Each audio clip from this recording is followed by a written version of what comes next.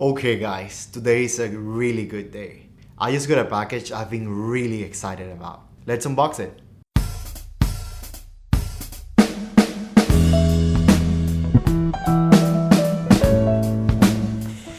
Here it is, the new iPhone 17 Pro Max. As you can tell, again, I've been waiting for this for almost 2 weeks.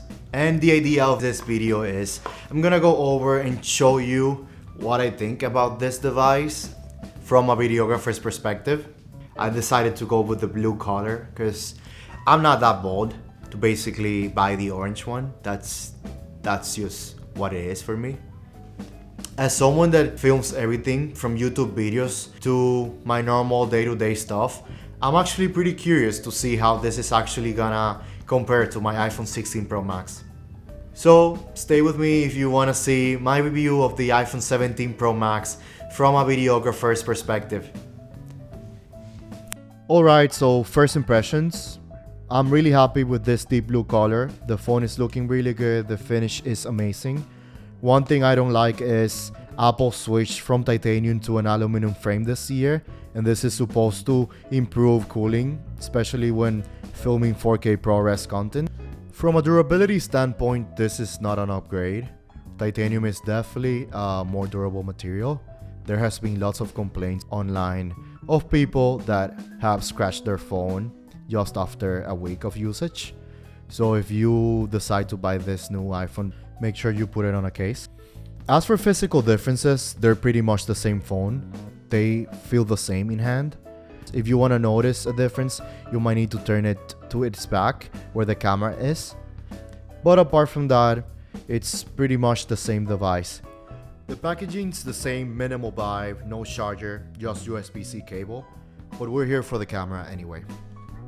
Okay, so here's a rundown of what's new compared to last year's model. We have a new A19 Pro chip, which is supposed to be better with heat management. And this basically means fewer drop frames when shooting 4K ProRes.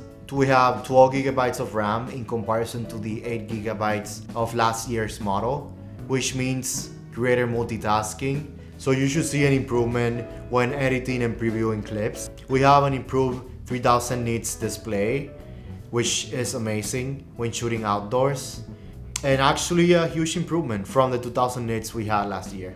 Bigger battery and fast charging. Apple says that this new phone should last up to 39 hours of video playback and storage up to 2 terabytes.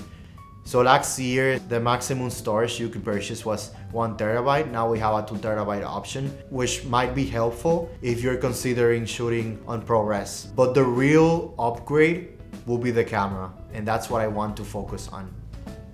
Let's start with the main camera, still 48 megapixels f1.8, but with better processing. Colors look natural, highlights roll off smoother, and shadows don't crush as much. You'll notice when grading footage.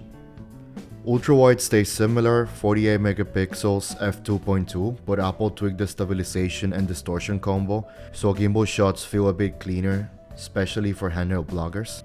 Now the big change, the telephoto. It's now 48 megapixels with 4 times optical and up to 8 times lossless crop. That is crazy. On the 16 Pro Max, we had a 5 times 12 megapixel sensor, so this is a big jump. As a filmmaker, this opens up new composition options, tighter B-roll, compressed backgrounds, details you've normally need a lens change for. You can shoot full sequences without moving from your spot. The front camera got a nice upgrade too, 18 megapixel square sensor. That means that you can record in landscape while holding your phone vertically, which is perfect for vlog setups. They added dual capture, so you can film yourself and what you're seeing at the same time. This is super useful for travel vlogs, tutorials, or even reactions, so there's no need to record 2 clips and then sync them later. For those of us filming long takes, this new cooling system actually matters. The 16 Pro Max cool overheat shooting long ProRes clips.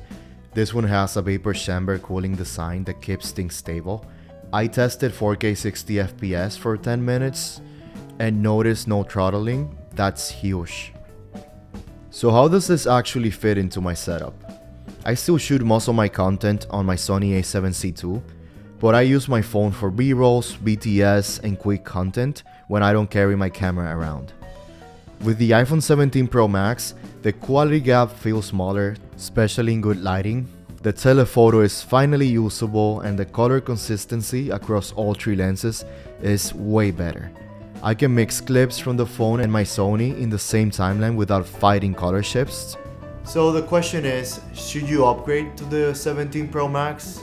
The real answer is, it depends. If you don't create content, you use your phone just for your day-to-day life and you don't rely on your camera, then don't upgrade. You're not gonna notice the changes. But if you rely on your camera, you are a filmer, you are a content creator, you do care of the quality of the results you're getting from your camera, then it is a hard yes. This new phone has an upgraded camera that justifies the purchase, at least for me.